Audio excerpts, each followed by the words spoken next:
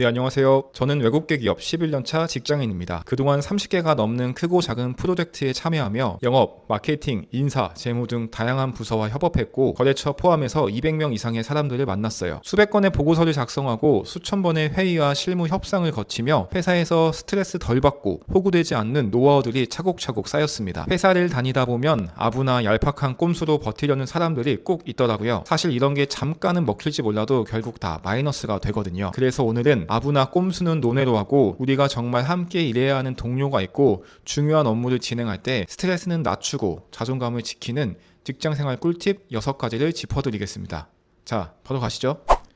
첫째, 기본이 제일 중요합니다. 절대 지각하지 마세요. 회사는 학교가 아닙니다. 돈 받고 일하는 거기 때문에 시간 약속은 정말 칼같이 지켜야 합니다. 9시와 9시 1분은 다른 거 아시죠? 왜 최소 업무 시작 10분 전에는 도착하라고 할까요? 업무 준비? 뭐 그것도 맞는 말이긴 한데 제 생각에 가장 중요한 이유는 상사와 동료들의 시선입니다. 맨날 하는 일인데 딱 9시에 도착해서 노트북 키자마자 바로 일할 수 있어요. 짬이 몇 년인데. 근데 맨날 1, 2분씩 늦는 사람한테 중요한 일 믿고 맡길 수 있겠어요? 항상 준비되어 있고 시간 개념이 있는 친구구나 라는 인식을 만들어야 합니다. 둘째, 회사에서 반드시 포지셔닝 하세요. 한국에서 덩치 크고 힘센 캐릭터는 누구죠? 그쵸, 마동석 배우님이죠. 바로 이게 포지셔닝입니다. 쉽게 말하면 직장에서 이름 외에 나를 떠올릴 수 있는 특징이 필요하단 거죠. 이 전쟁터 같은 곳에서 필살기가 필요합니다. 그래야 사람들이 본인을 대체 불가능한 사람으로 인식하게 되고 눈치도 덜 볼 수 있고 연봉 협상에도 유리하거든요. 포지셔닝은 업무 관련 지식이 될 수도 있고 업무를 대하는 태도가 될 수도 있어요. 직장 동료들을 보면 4가지 유형으로 나뉘거든요. 첫째, 시키는 대로만 하는 사람. 둘째, 눈치 안 보고 자기 멋대로 일하는 사람. 셋째, 회사에 목숨 걸고 시키는 거, 시키지 않는 거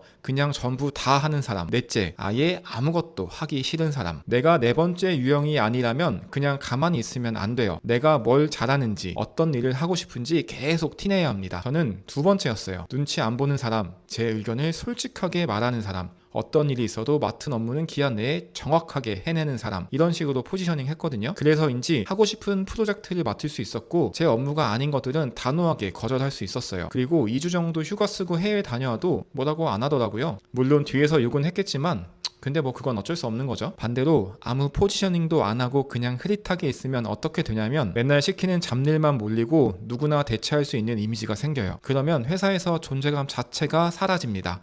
이러면 승진에서도 밀리게 되고 회사가 어려울 때 안 좋은 결과가 생길 수도 있어요. 셋째, 제발 아무거나요, 저는 다 좋습니다. 이 말 좀 하지 말자고요. 점심 메뉴 고르라니까 아무거나요, 저는 다 좋습니다. 이런 말 하는 순간 상대방은 무의식적으로 평가합니다. 이 친구는 자기 표현이 부족하고 결정권이 없는 사람이구나. 저는 신입 때 맨날 물어봐서 비 오면 짬뽕, 추우면 부대찌개, 평소엔 제육, 돈가스 이 4가지 전략으로만 갔습니다. 회사에서 무조건 이메일로 소통하세요. 무조건이에요. 기록은 방패이고 칼입니다. 가끔 상사와 업무 관련해서 이야기를 하다 보면 다른 말을 할 때가 있죠.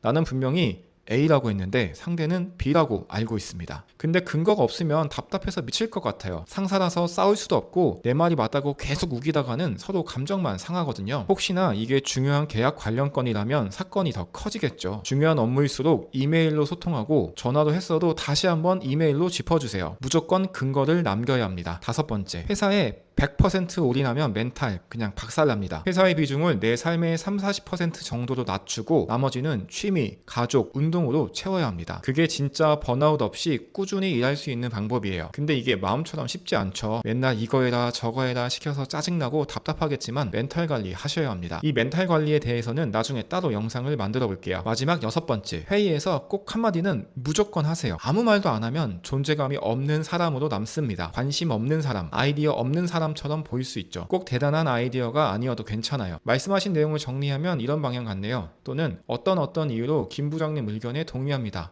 같은 한마디면 충분합니다. 회의는 발언으로 존재감을 남기는 자리거든요. 자, 여러분, 회사 때문에 힘드시죠? 회사에 너무 목매지 마세요. 내가 원하면 언제든 내 발로 나올 수 있는 공간이잖아요. 그러니까 상사 눈치 보면서 내 인생을 전부 다 갈아넣지 말자고요. 내일 당장 사표 쓰고 퇴사하라는 말이 아니고 직장에 대한 선택권이 우리한테 있으니 멘탈 관리하자는 겁니다. 회사는 내가 선택해서 들어온 것이고 필요하면 언제든 떠날 수 있습니다. 회사 생활에 대한 주도권은 나에게 있습니다. 여러분, 회사 생활 때문에 스트레스 받지 마시고 즐겁게 일하셨으면 좋겠습니다. 오늘 정리한 6가지 팁, 그 중에 딱 3개만 내일부터 바로 실천해 보세요. 한두 달만 지나면 주변의 반응이 달라질 거예요. 직장인 여러분, 오늘도 파이팅입니다.